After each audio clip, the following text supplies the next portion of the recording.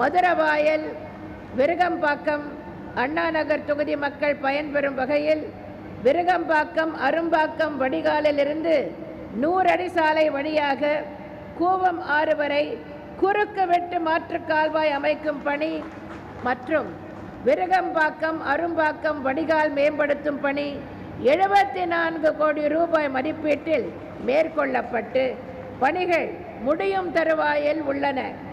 வேளச்சேரி சட்டமன்ற தொகுதியில் 24 கோடி ரூபாய் மதிப்பீட்டில் வீராங்கல் ஓடை வடிநீர் கால்வாயை மேம்படுத்தும் பணி முடிக்கப்பட்டுள்ளது.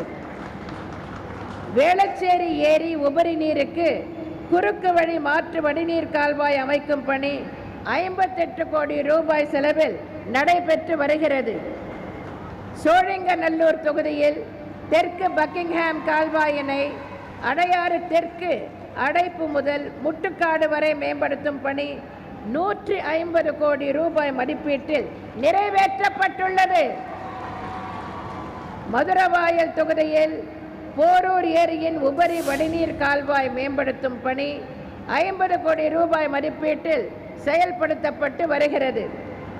பாடிக்குப்பம் பாலம் முதல் வானகரம் வரை உள்ள கூவம் ஆற்றை சீரமைக்கும் பணி 17 கோடி ரூபாய் செலவில் நடைபெற்று வருகிறது. திருவொற்றியூர் தொகுதியில் 3 கோடியே 28 லட்சம் ரூபாய் செலவில் கடல் அரிப்பு தடுப்பு சுவர் புனரமைக்கப்பட்டுள்ளது.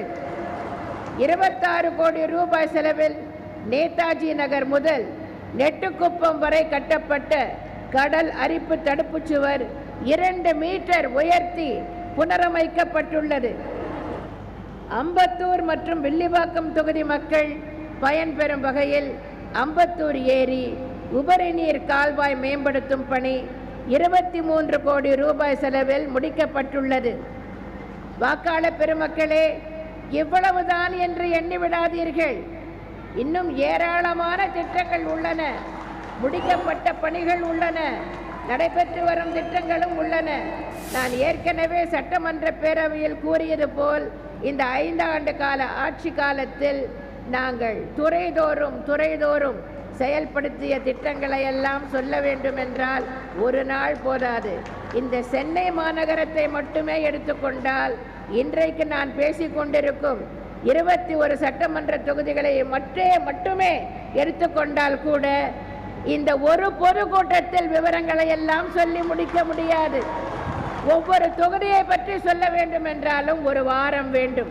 அதனால் நேரத்தின் அருமையை கருதி இத்துடன் நிறுத்தி கொண்டிருக்கிறேனே தவிர இவ்வளவுதான் என்று எண்ணி விடாதீர்கள். எவ்வளவு செய்திருக்கிறோம் என்ற உண்மை தெரிந்தால் எதிரிகள் மூர்ச்சை அடைந்து விழுந்து விடுவார்கள். நீங்கள் எல்லாம் மகிழ்ச்சி வெள்ளத்தில் திளைப்பீர்கள்.